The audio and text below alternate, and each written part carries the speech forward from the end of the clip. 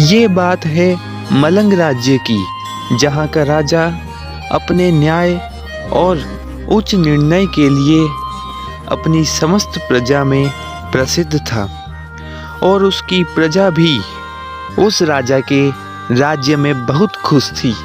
उस राजा की एक पत्नी थी जो अति सुंदर थी, लेकिन वो हमेशा दूसरों की खुशियों से जला करती थी। और उनके महल में एक दासी होती है जिसका नाम कांता होता है।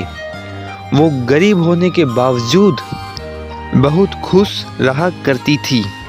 एक दिन जब कांता महल में काम करने आती है, तभी महारानी कांता से कहती है, कांता बरखुरदार, तुम मेरे कक्ष की अच्छे से सफाई नहीं करती हो।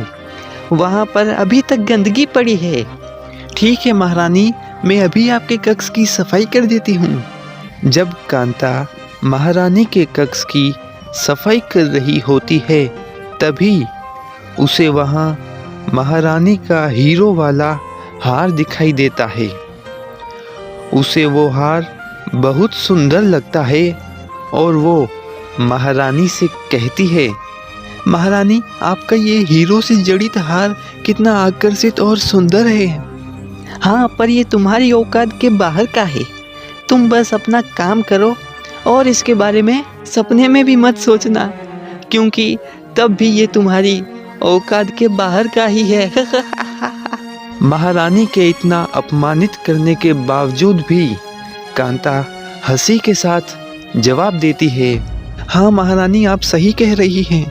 मैं इसके बारे में तो सपने में भी नहीं सोच सकती, क्योंकि ये मेरे पुराने कपड़ों के लायक नहीं है।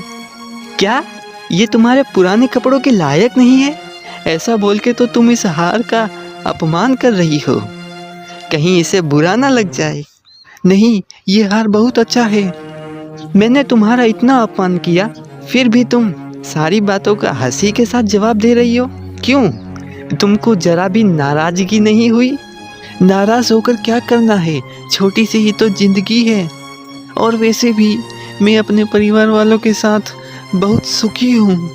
कांता को इतना खुश और सकारात्मक देखकर महारानी को जलन होने लगती है और वो मन ही मन दासी की ईर्ष्या करती है।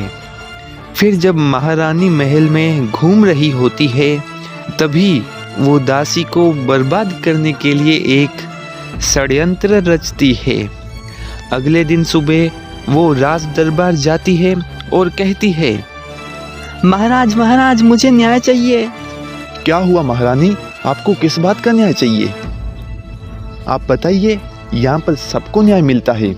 महाराज, आपने जो मुझे हीरो का हार दिया था वो चोरी हो गया है और मुझे हमारे महल की दासी कांता पर शक है, क्योंकि कल वो मेरे हार को देखकर बहुत प्रसन्न हो रही थी और उसकी आंखों में लालच का भाव साफ नजर आ रहा था। महाराज को मालूम था कि वो हार महारानी के पास ही है, क्योंकि कल घूमते वक्त महारानी उसी हार को पहनकर बैठी थी। लेकिन अपनी पत्नी के सामने विवश हो महाराज दासी को बुलाने का आदेश देते हैं। सैनिक, जाओ और उस दासी को मेरे दरबार ले आओ। फिर जब दासी दरबार आती है, तब वो कहती है, क्या हुआ महाराज, आपने मुझे दरबार में क्यों बुलाया? क्योंकि तुमने महारानी का हार चुराया है, तुम चोर हो। महाराज, मेरे पे झूठा इल्जाम लगाया जा रहा है। ये झूठ है। कल तुम ही तो मेरे हार की भर भर कर तारीफ कर रही थी। लेकिन मैंने तो बस उसकी प्रशंसा की थी, मैंने उसे नहीं चुराया।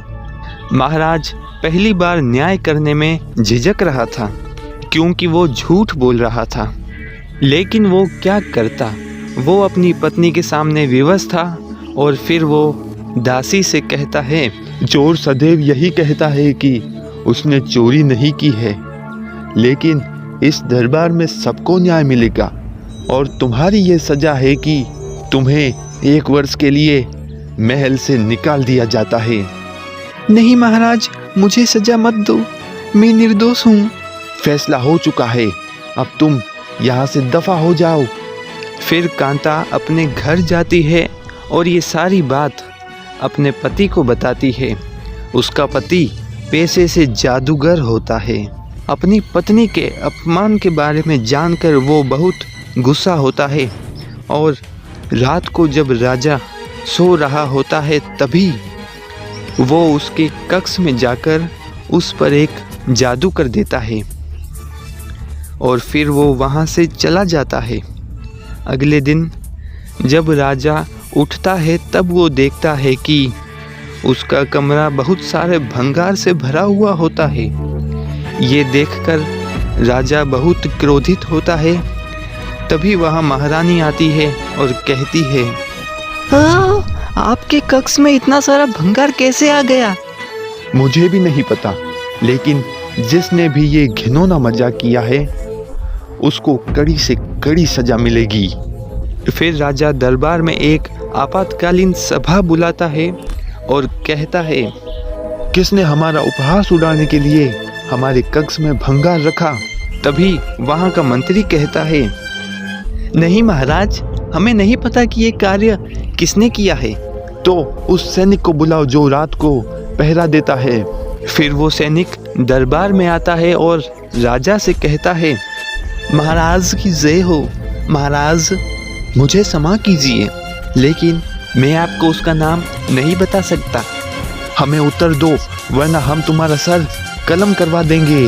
नहीं महाराज, मुझे मत मारना, मैं बताता हूँ। ये भंगार कल रात आप गांव से चुरा कर लाए थे। सैनिक, क्या कहा तुमने? क्षमा महाराज, क्षमा, लेकिन जो सत्य है मैंने वही कहा है। तभी वहाँ पर महारानी आती है और राजा से कहती है, मुझे कहीं कहीं सैनिक की बात सही लगती है, क्योंकि उस सामान पर लगी हुई धूल आपके कपड़ों पर भी लगी हुई थी। फिर राजा सोच में पड़ जाता है। तभी वो मंत्री बोलता है, महाराज, मुझे लगता है ये कार्य उस दासी के पति का है, जो पेशे से एक जादूगर है और उसने अपनी पत्नी के अपमान का बदला लेने के लिए आपको चोर बना दिया होगा। अगर ऐसी बात है तो बुलाओ उस जादूगर को। फिर वो जादूगर दरबार आता है। तुमने मुझ पे जादू करके मुझे चोर बनाया है, इस जादू को जल्दी हटाओ।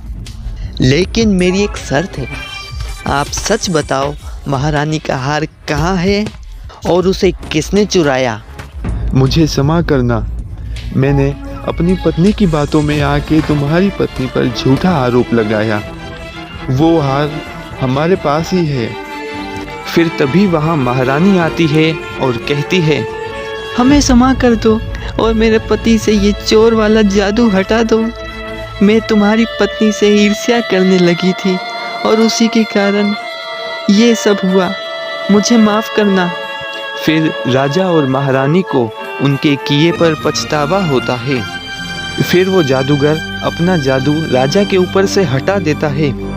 तब से वो राजा फिर से सही मायने में लोगों का न्याय करने लगा और उसकी पत्नी ने भी ईर्ष्या भाव छोड़कर प्रेम से रहना शुरू कर दिया।